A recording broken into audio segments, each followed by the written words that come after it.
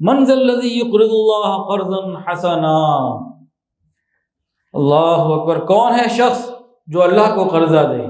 تو اللہ رب العزت فرما رہے ہیں جو خود کون ہیں؟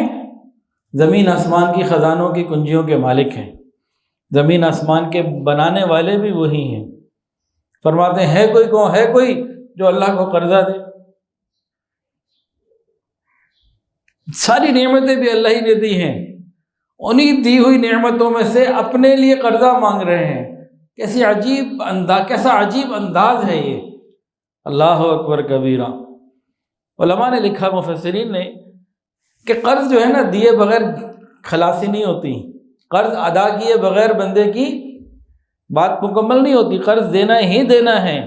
تو یہاں انفاق فی سبیل اللہ، اللہ کے راستے میں مال خرچ کرنے کو قرض سے اللہ تعالیٰ نے تشبیہ دی کہ میرے بندو یہ تمہیں میں واپس دوں گا ہی دوں گا، اور میرے جیسا پورا پورا دینے والا اور کون ہے؟ اللہ اکبر کبیرہ۔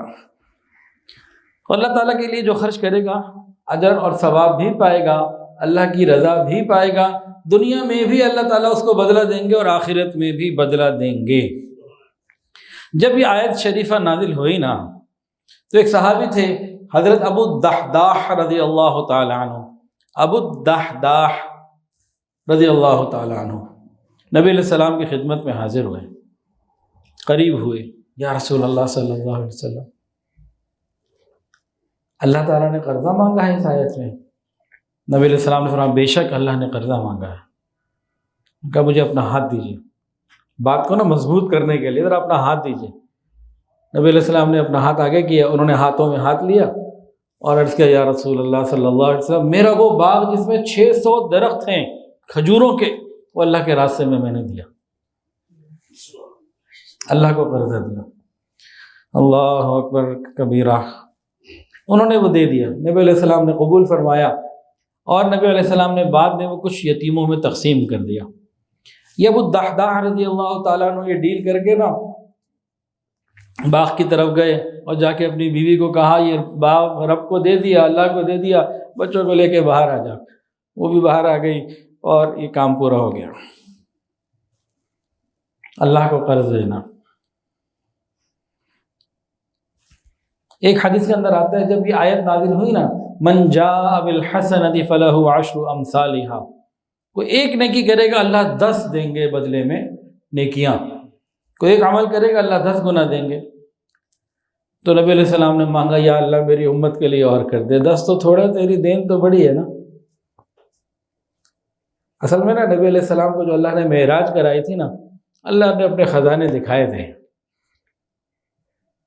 تو نبی علیہ السلام کو علم ہے کہ بہت کچھ دے کے بھی ادھر تو کچھ کم ہونا ہی کوئی نہیں، ایک کے بدلے 10 بھی کوئی تھوڑا نہیں ہوتا،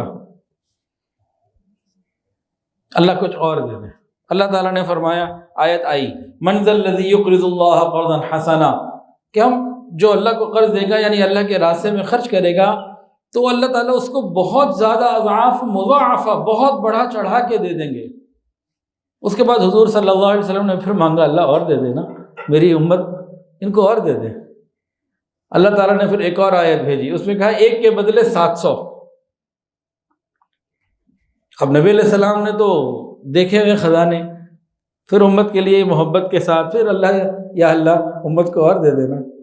پھر ایک اور آیت آ گئی انما یوفی الصابرون اجرہم بغیر حساب، کوئی حساب کتاب ہی نہیں، اتنا دے دیں گے، اتنا دے دیں گے، اتنا دے دیں گے، کوئی حساب میں آ ہی نہیں سکتا۔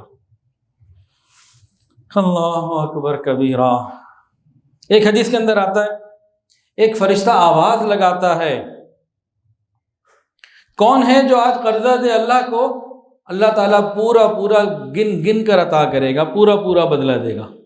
اب حدیث قدسی میں اللہ تعالیٰ فرماتے ہیں ابن آدم اپنا خزانہ اپنا مال میرے پاس امانت رکھوا دے، اے ابن آدم اپنا خزانہ میرے پاس امانت رکھوا دے، نہ اس میں آگ لگنے کا اندیشہ، نہ کہیں پانی میں غرق ہونے کا اندیشہ، نہ ہی چوری چکانے ڈاکے کا غبن کا، کسی چیز کا کوئی اندیشہ نہیں ہے۔ میرے بندے تو اپنا خزانہ میرے پاس امانت رکھوا دے، میں تجھے اس وقت پورا واپس دوں گا جس وقت تو اس کا محتاج ہوگا، تیرے پاس کچھ اور نہیں ہوگا۔ تیری محتاجگی کا وقت کون سا وقت ہے؟ اس سے کیا مراد ہے؟ قبر اور قیامت کا دن، وہاں دیں گے جہاں کوئی اور دینے والا پھر نہیں ہوگا۔ ویڈیو کے نیچے سبسکرائب کے بٹن پہ کلک کریں، بیل کے آئیکن پہ کلک کیجئے تاکہ ہر نئی ویڈیو کی نوٹیفیکیشن آپ کو مل جائے۔